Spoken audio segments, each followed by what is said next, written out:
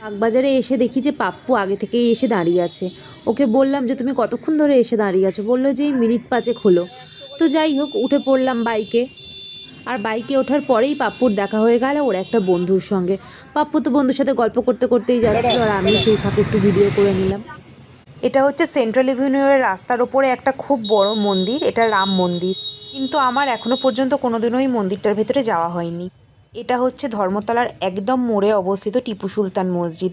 এই মসজিদটা কলকাতার খুব প্রাচীনতম একটা মসজিদ। এই যে আপনাদের রাম মন্দিরটা দেখালাম না, তার অপোজিটেই হচ্ছে আমাদের প্রাণের প্রিয় কবি রবীন্দ্রনাথ ঠাকুরের জোড়াসাঁকো ঠাকুরবাড়ি। আর এই ঠাকুরবাড়ির ভেতরের পরিবেশটা এত সুন্দর, শান্ত, স্নিগ্ধ, মনোমুগ্ধকর যে আপনি যদি একবার ঢোকেন তাহলে আপনি মন্ত্রমুগ্ধর মতন দাঁড়িয়েই থাকবেন ওখানে। আর এই জোড়াসাঁকো ঠাকুরবাড়ির মিউজিয়ামে রবি ঠাকুরের একদম শিশু বয়স থেকে শুরু করে শেষ বয়স পর্যন্ত ওনার বিভিন্ন রকমের ব্যবহৃত জিনিসপত্র, যেমন পেন, খাতা, বই, তুলি, রং, ওনার বিভিন্ন আসবাবপত্র, ফ্যামিলি ফটো অ্যালবাম খুব সুন্দরভাবে সযত্নে সাজিয়ে তুলে রাখা আছে। আর সবথেকে বড় কথা হলো সামনেই দোল। এই দোলের সময় না ঠাকুর বাড়িতে খুব সুন্দরভাবে আবির খেলা হয়। আমি চেষ্টা করব এবছর যদি একবার ওখানে যেতে পারি তাহলে আপনাদেরকেও একবার আবির খেলাটা দেখাতে পারবো। এবার আপনাদের বলি, আমি তো রাস্তায় বেরিয়েছিলাম কিছু জিনিসপত্র কেনাকাটা করব বলে, কিন্তু মাঝ রাস্তায় যে কী করে হঠাৎ করে প্ল্যানটা চেঞ্জ হয়ে গেল আমি নিজেও বুঝতে পারলাম না। যখন পাপ্পুর বাইকে উঠলাম ও তখন আমাকে বলল চলো কেনাকাটা পরে করবে, আগে ঘুরে আসি একটু ধর্মতলা থেকে। আমিও বললাম চলো। এরকম ফ্রিতে ঘুরতে যাওয়ার কথা কেউ বললে এই সুযোগ কি কখনো ছাড়া যায় বলুন আপনারা?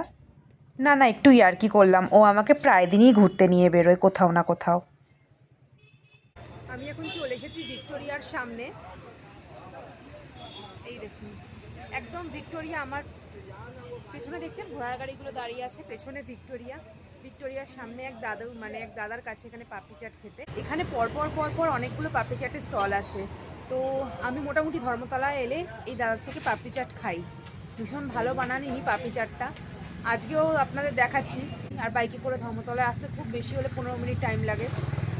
তো ধর্মতলায় এসে একটু পাপড়ি চাটের দোকানের সামনে এলাম, একটু পাপড়ি চাট খাবো। বেরোলেই একটু কিছু খাই মনে হয়। বাড়িতে থাকলে নর্মালি কিছু ভুলভাল খাই না, কিন্তু রাস্তায় বেরোলে টুকটাক খাওয়া হয়েই যায়। তো আমি এখন পাপড়ি চাট দেখুন জাস্ট দিয়ে গেল। আর পাপড়ি চাটটা এখানে এত মারাত্মক ভালো বানায় না, বাদাম দিয়ে ওপরে নারকোল দিয়ে, আর পাপড়ি চাটের যে সসটা আছে টক ঝাল মিষ্টি, ওই সসটা খেতে আমার মারাত্মক ভালো লাগে। তো চলুন বন্ধুরা, আমি পাপড়ি চাটটা খেয়ে নিই। আমার তো দেখে মনে হয় যে এটা কোয়ান্টিটি কিন্তু প্রচুর আছে, দেখে বোঝা যাচ্ছে না। প্রথমে মনে ভাবি খেতে পারবো না, তারপর ভাবি ঠিক আছে একটু চেপে চেপে খেয়ে নিই। আর এখানে এসে তো পাপ্পু ভিডিও করতেই ব্যস্ত। আমি ওকে বারবার বলছি যে তুমি একটু খাও, নালে আর পাবে না। আমি একটু একটু করে খেতে খেতে পুরোটা খেয়ে নেব। ও তো আমার কোনো কথাই শুনলো না, ঘুরে ঘুরে ভিডিও করে যাচ্ছে। যাই হোক, লাস্ট অবধি আমি কিন্তু পুরোটাই খেয়ে নিয়েছি, ও আর একটুও পাইনি। এতক্ষণ ধরে ভিডিও করলে মুখের সামনে খাবার ফেলে রাখা যায় বলুন? খেয়ে তো নেবই না।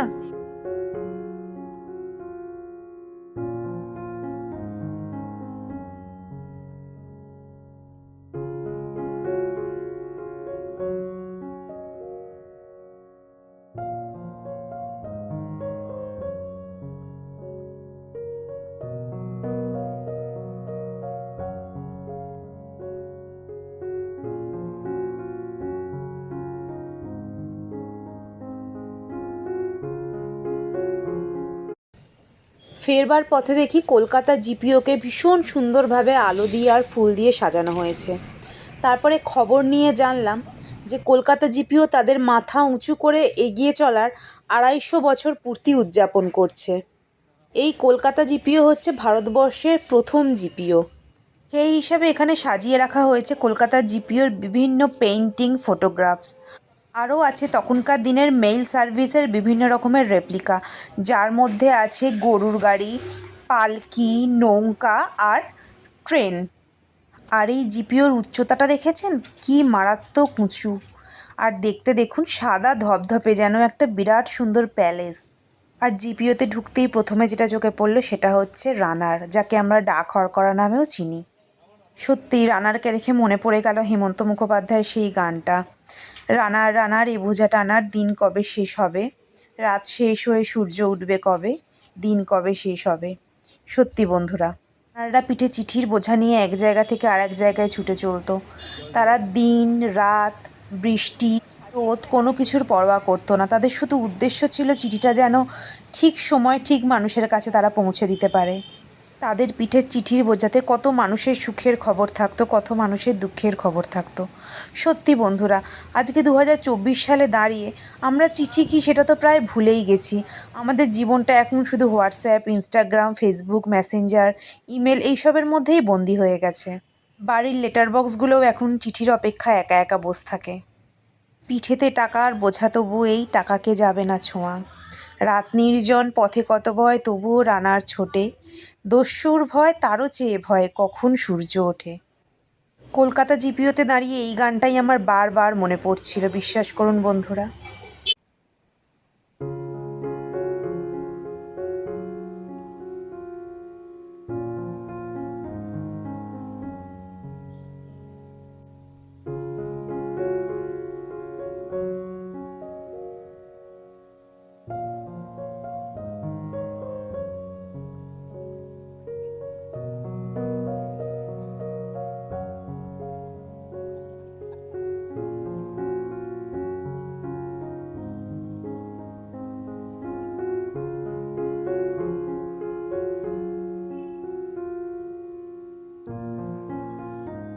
এবারে বন্ধ হওয়ার সময় হয়ে এসেছে, ঘন্টা বাজছে। কালকেই লাস্ট ডেট, আগামীকাল সকাল। ওনারা বলছেন ওনারা এখন বন্ধ করে দিচ্ছেন, তো আমাদেরকে এবার বেরিয়ে যেতে হবে। যাই হোক, আগামীকাল আবার সকাল 10টা থেকে খুলবে। দেখুন এটা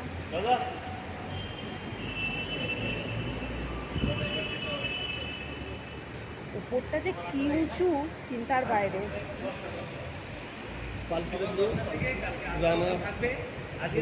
গাড়ি আর একটা পালকি আছে, দাঁড়ান দেখুন। পালকির মাঝখানে ঝাড় লণ্ঠনটা দেখছেন, কি সুন্দর, অসাধারণ।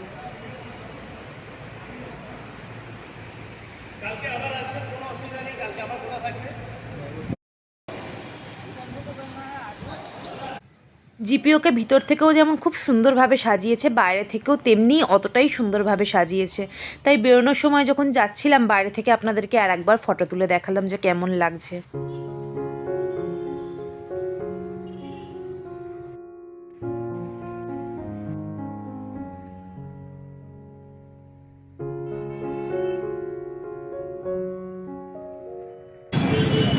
দেখুন, আমরা এখন আছি হাওড়া ব্রিজের নিচে। এটা হচ্ছে ফুল মার্কেট হাওড়ার। এখানে সব ফুল দাদারা বসে আছেন। হাওড়ার মেন যে ফুল মার্কেট সেটা ব্রিজের নিচে আছে আরও, মানে সব থেকে মেন যেটা সেটা হাওড়া ব্রিজের একদম নিচে, কিন্তু এখানেও ফুল বসে। এটা হচ্ছে হাওড়া ব্রিজ।